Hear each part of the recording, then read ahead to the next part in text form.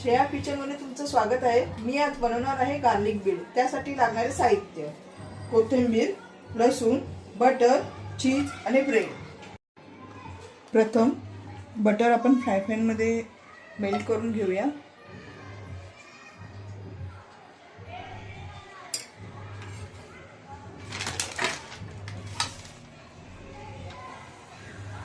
मग बारीक केलेला लसूण,